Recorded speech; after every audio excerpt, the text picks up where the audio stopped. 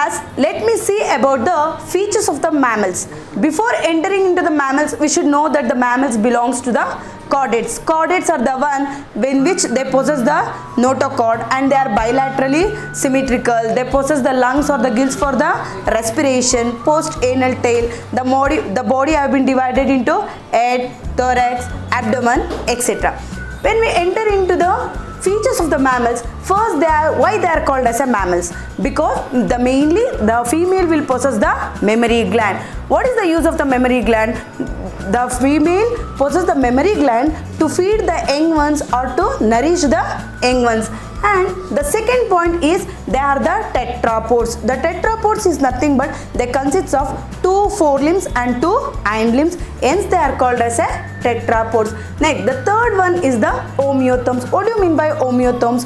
Homeotherms are the one which does not fluctuate their body temperature or which do not change their body temperature according to the changing environment.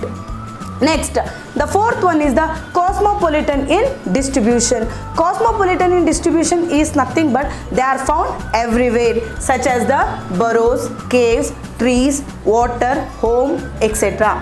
Next, the fifth one is the skin. The external body or the skin is keratinized or it consists of a keratin protein, and the skin may also possess hairs, hoofs, claws, etc. Next, the body have been subdivided into head, thorax and the abdomen agi divide ಆಗಿರುತ್ತೆ. Next, the seventh one is the teeth. Teeth is a thecodon. What do you mean by thecodon? The teeth are embedded in the jaws. Hence, the teeth is called as a thecodon. The sexes are separate. Sexes are separate, I mean to say that the male is entirely different from the female, where the female will possess the mammary gland to nourish the young ones and the male will possess the copulatory organ. What is the use of the copulatory organ? Copulatory organ play a very important role during the mating. Next is the fertilization is internal and the development is direct. What do you mean by direct development? I mean to say that there is no larval form. These are the features of the mammals. Next, we enter into our mammals have been grouped into 2 types. One is protheria and the second one is the theria. What do you mean by the protheria animals? They are nothing but the egg laying mammals are called as what? Protheria animals. For example, Ecdyna, Platypus, etc. Next, the second one is the theria. Theria is nothing but they are not egg laying, they give directly birth to the young ones. Such mammals are called as what? Theria.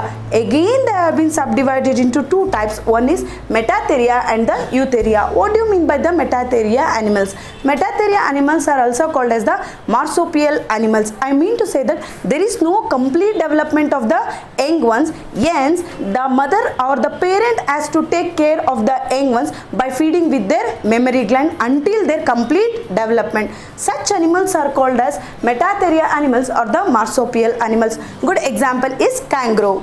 Next, the last one is the eutheria. What do you mean by eutheria? Eutheria animals are also called as a placental animals. There is a complete development of the young ones at the time of the birth. Hence, the parent doesn't want to take care of the young ones. Such animals are called as what? Eutheria animals. Eutheria animals can be also called as a placental animals. For good example, rabbit, cat, donkey, cow, human, etc. These are the features of the mammals.